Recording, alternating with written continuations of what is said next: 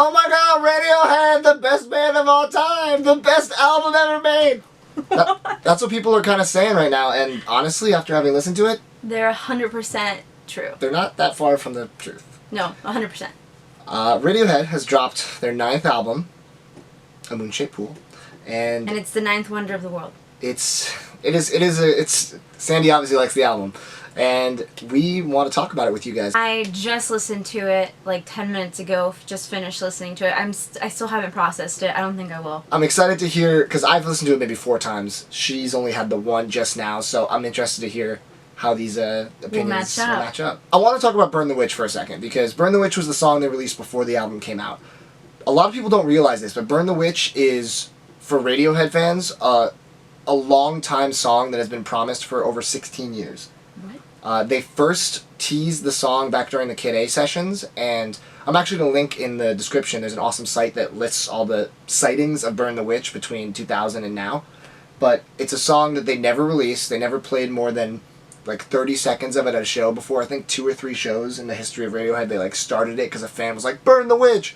And they'd play it and then stop because that's Tom York. But it has been a long time coming. Everyone's been waiting for Burn the Witch.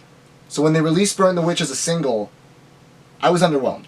What? I was underwhelmed by the single when I first heard it, only because I was so excited for this song for so long, and I thought it was not as good as it could be. However, when I heard it in the context of the album as the opener, I loved it. So it changed everything, knowing that it was leading into a new Radiohead experience. Okay. And I approve. Number 2, let's go with Daydreaming. Oh my god. You watched the music video, right? Yes, I did. Oh, Paul Thomas Anderson, killing it. What more can you say between those two working together? I mean, it's like peanut butter and jelly. Did it give you a Sigur Rós vibe? Yeah. Daydreaming, when I first heard it, it honestly... Okay, my favorite Radiohead song is How to Disappear Completely off Kid A. It gave me that feeling of just, like, intense, like, emotional... It's almost overwhelmingly emotional and beautiful to the point where it's hard to listen to it without just, like, swelling up with just, like, tension almost. Yeah, so this was, to me, all the fantasies I've ever had of, like, the future Radiohead songs. This is what it was, exactly. Like, they nailed it. Yeah. It's the I wouldn't want anything more. It's the perfect second song on the album. It's like, it's bringing you into this album. And the thing about Moon-Shaped Pool is that it's a very melancholy album. It's very sad. Lyrics are really like wistful and it evokes just a constant feeling of almost despair, but it's also like wrapped in beauty. The thing is, yeah, it gives such a cold vibe, but it's like such a loving cold vibe. Yeah. Like, how do you do that? Only Radiohead. It's not a negative album per se, even though it does have some negative themes. It's overall, I think, a hopeful album. Yeah, it's like the best oxymoron. But it's, you know, it's not, it doesn't have any crazy kind of like upbeat weird tracks like, you know, 15 Step or Myxomatosis. Or I didn't want it. Like, I didn't need it. That's fair. I kind of did, but we'll talk about that later. Cool. And you, totally, cold but loving. You said it exactly like how I have it written. So then we go to Dex Dark, and it just has amazing orchestral opera background. Like, the background vocals on this are amazing. That's all I really have to say about that one. Dex Dark is a really solid track. I mean, we heard the first 2 prior to the album, if you were following it. That was the first new Radiohead song from the album, and I think it's one of the best songs on the album. There's not much to say about it other than that it's classic Radiohead just doing what they do best. And then we have a smooth transition from that song into Desert Island Discs. It was just like the beat kept going. Yeah, I noticed that in a couple tracks. They really like the transitions, like even if they're subtle, they were really smooth. And Desert Island Disc it's like a western. It has that like kind of western guitar. Okay, so I have a musical theater background. Call me crazy, but this kind of reminded me of Spring Awakening. Just like that feeling of... You're not familiar with Spring Awakening, right? No, you would know better than me. Can someone please just like agree with me or like tell me I'm crazy? Does this remind you of Spring Awakening? Yeah, but we're still cruising. Everything's still great. Yeah, there has been no dip throughout this album right now. Then they break out Full Stop. This is a track they played before. I feel like the album version is fantastic. It's long. It's one of the longest songs on the album, but it never gets boring. Let me just say, let's give a clap for the drummer. Oh, yeah. The drumming was insane. Yeah. I was, like, mind blown. Oh, yeah. And the thing about Full Stop, now, I don't want to get attacked for this, I feel like it has this incredible build throughout the entire song. It just keeps building and building, and by the last 2 minutes, it kind of plateaus. And I'm not saying that's a bad thing, but I feel like this could have been the song that I wanted to be like this incredible, sweeping song that kind of blew you off your feet with like an up-tempo ending. Wait, did you listen to the lyrics though? Yeah, the lyrics are amazing.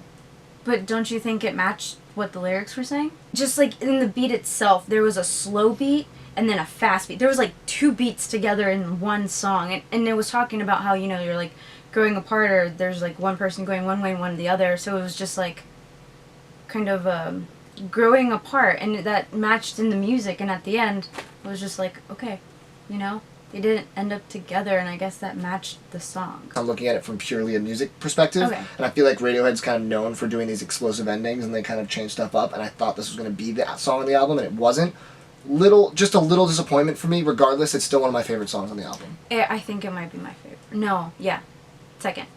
Glass Eye after that continues, doesn't drop. You know, I don't really have too much to say about the track other than that I really like it. I mean, Other than someone should make this into the next rock opera, right? This album, This album. it's kind of a depressing opera, but yeah, maybe. Tommy's depressing. That's true. Identikit is a really good track. I've heard rough versions of this for a few years now. And yeah, I feel like they were finally ready to release it, and I think they knocked it out of the park, as I said before. A really solid track. It could be a single. I think it might be moving forward. Yes. For the numbers, I heard the little crystal chimes. Is it chimes or chimes? Chimes. Damn it, Sandy. And I thought, like, it's those little details that kind of wrap the album into one that do it for me. Yeah, you've only heard it once. I've heard it 4 times, and I feel like every time I listen to it, I hear new sounds, which is the mark of a good album to me. I feel like if you hear it all on the first listen, it wasn't complex enough, and it wasn't thought into enough. I feel like you want it to have these layers, and this album has those layers. Literally have that next on my notes. You should experience listening to this album like 3 to 4 different ways. One, just listening to the lyrics. One, like, to the beat. One, just taking it all in. Like, there's so many ways to appreciate this album. Yeah, it's heavy. Present Tense might be my favorite song on the album. It has this Latin beat, and it's incredible. I mean, I know this is one that's been around for a little while. Actually, I never really heard it before this album, and I just absolutely fell in love with it. I think this track embodies... It almost had, like, the In Rainbow's Weird Fishes kind of vibe to it, where it's a little off. Like, it's not quite... It's, like, not syncopated. It's, like, syncopated. That's bossa nova for you. Yeah.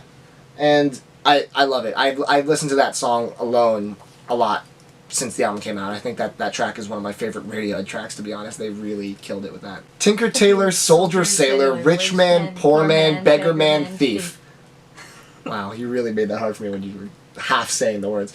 That's the coolest track title, I think, of all time. Yes. It isn't my favorite track on the album. I think it's a nice penultimate track that kind of brings it to the closer, which we'll talk about in a second. But yeah, this track, I mean, like I said, there's no bad track on this album.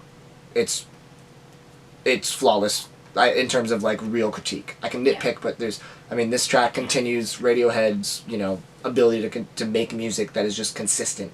I mean, I know this is a thing they do in all of their music, but I really appreciated it in this song was the way they layer so many sounds into a song and then not make it sound like crap is just such a gift. It's not muddy. They're able to keep it crisp while having so much going on, and that's really hard to do. And then we end the album, sadly, with True Love Waits, which is a song they've had around since, I think, 1995. And it's gone through a lot of renditions. I know it had a guitar version for a while, and this piano version with, like, the multiple pianos layered over each other, I am almost moved to tears every single time I've heard it so far. Lyrically, thematically, and just the vibe of the music is so heavy. This could be my favorite closer to a Radiohead album, period. This is my favorite closer. It's hard to pick a favorite song on this album because so many of them are so strong. This, Present Tense, Daydreaming, they're all up there. Very magical, and just like you, I feel like this song is going to live on, and it sounds so cheesy, but I feel like it's going to live on forever in a lot of people's hearts. Like, this song I'm going to remember when I'm 80, and I'm going to be, like, listening and bawling to this. Yeah, I think the song's very relatable to anyone. I feel like anyone who's experienced those kind of emotions are allowed to let themselves just, digest it and synthesize it with themselves which is, I think, a powerful aspect of music that not a lot of people are able to nail the way Radiohead does. And yeah, I mean, this album, just reflecting on it as a whole, it's so easy to hate on Radiohead. People are always like, oh, people that like Radiohead are so pretentious, or like Radiohead's so overrated. But they're really not. No. I mean, the best part about Radiohead to me is that every fan has a different favorite album, different favorite 3 albums. And why? And their reasoning is always different. And like my favorite 3, in order, are In Rainbows, Kid A, and OK Computer. What are your favorite 3? They're the same. I'm not kidding. Copycat. No! But it's crazy. I like all of their albums, including Pablo Honey, if I'm in the mood for alt-rock. I mean, Pablo Honey is a solid alt-rock. It's just not Radiohead in my mind. It's a separate band almost. But it's not a bad album. They don't have a bad album.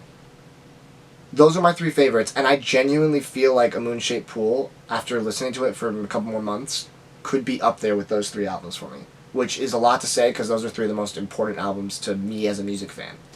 And the fact that I just heard this album and it had this immediate like movement to me from a band I love so much, I mean, it's just a really magical feeling to be able to experience it, and I feel like a lot of people that are listening to this album are feeling the same way. Yeah. All right, what's your arbitrary score out of 10? Honestly, Be honest. like, I'm not trying to be overly dramatic. I give this a 9.9. Don't want to give that 10 away. Never. Just because I don't feel like there's something that is perfect in this world. But just the overall experience and like how cinematic, I felt like I was watching a movie while just listening to this, and it's just like, so moving. Well, the thing about that, to speak on that point, you know, Johnny Greenwood, the guitarist, has been working on a lot of incredible film soundtracks recently. Okay, well, there and you go. I feel like this is the culmination of his work combining with his band and Tom York. It really does feel like a film soundtrack, and I feel like the film can be whatever you want it to be when you're listening to it, which is what's cool about it. And yeah, there's not really anything out there that's like it right now. It's such a unique thing for the band. It's kind of it sucks for me because I don't want to listen to anything else for a while because this is so good. Yeah, I give it a 9.3. What? No. You're gonna regret that. No, I'm not. Yes, you are. No, it's a 93 out of 100 for me on my 4th listen. Because, and this is a personal preference, I really enjoy Radiohead when it's at its lowest in terms of like, you know, How to Disappear Completely, Pyramid Song, stuff like that. But I also love them at their up-tempo kind of quirkiness. And this album didn't necessarily need it, but I wanted it. I feel like, you know, I would give Kid A and Rainbows, I would give them 10s, to be honest. They're perfect albums to me. What? But this album needs to continue to grow to be quite on. I feel like once it's on that level, it's on that level. I don't know if I'm ready to say that after 4 listens. That was Radiohead for you.